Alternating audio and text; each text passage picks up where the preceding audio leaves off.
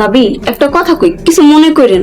সময় থাকতে থাকতে ভাবি আপনার খালাতো বোন যে একবার বাড়ি পাঠায় দেন, নয়তো দেখবেন আপনার ঘর সংসার সব দখল করে নিছে।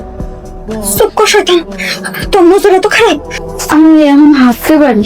বেশি কথা বলো না তো, তোমার ছেলে এখনো কাটা হয়নি, কোনো রিস্ক না দেবো না।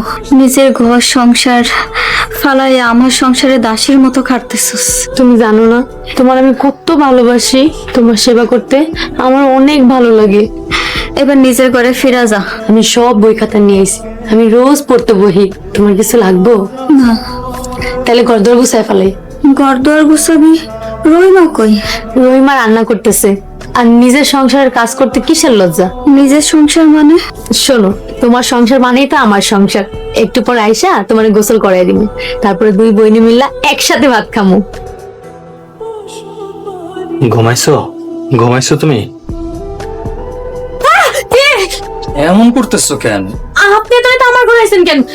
যান, নিজের ঘরে যান। ঘুম আসতেছিল না, দেখলাম যে তুমি পড়তেছো, তাই চিন্তা করলাম তোমার সাথে একটু গল্প করি। প্লিজ আপনি আপনার ঘরে যান। তুমি তো ভয় কেন পাইতেছো আমি এটা বুঝতেছি না। তুমি এখানে? তোর কত বড় সাহস, তুই আমার স্বামীর গায়ে হাত তুলস? তুই কালকে এই বাড়ি থেকে বের হয়ে যাবি, তোর মুখ আমি আর কোনোদিন দেখতে চাই না। ঘুমাইতেছিল না, এলিগার লিপির ঘরে গেছিলাম গল্প করতে।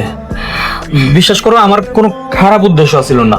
আপনার আরেকটা বিয়ে করা দরকার, একটা সুস্থ সবল আপনার একটা বউ দরকার। এই যে আমি তোমার হাত ছুঁয়ে করতেছি, আমি ওর ঘরে কোনো খারাপ উদ্দেশ্য নিয়ে যাই নাই। আচ্ছা তুমি আমার মাফ করে দাও। সারেন আপনি আবার। সারা জীবন ছেলের একটা বাঞ্জা মাইয়া নিয়ে পড়ে থাকতে দিব না। একটা বাঞ্জা মাইয়ার জন্য আমার বংশের বাতি নিবে যাইতে দিব না। আমি ছেলের আবার বিয়া করাম। আমি চলে যেতেছি। আমার পাশে একটু বসবি? আমি জানি তোর কোনো দোষ নেই, তারপর আমি তোর গায়ে হাত তুলছি। আমার তুই মাফ করে দিস বোন। তুমি মাফ চাইতেছো কেন? তোমার কোনো দোষ নেই, সব দোষ আমার। আমি দুলাভাইয়ের সাথে একটু বেশিই মিশছি দুলাভাইয়ের মন ভালো রাখার জন্য, কিন্তু দুলাভাই ভাবছে আমি তার প্রতি দুর্বল হয়ে গেছি। আমার কারোর প্রতি কোনো অভিযোগ নেই। তাহলে যাস না বোন, বাড়ির পরিবেশ কেমন দেখতেছস না? তোর সাথে কথা বলে একটু শান্তি পাই। আচ্ছা লিপি, একটা নিরপেক্ষ মত দিবি? তোর মনে যেটা হয় হেডি করি। কও শুনি।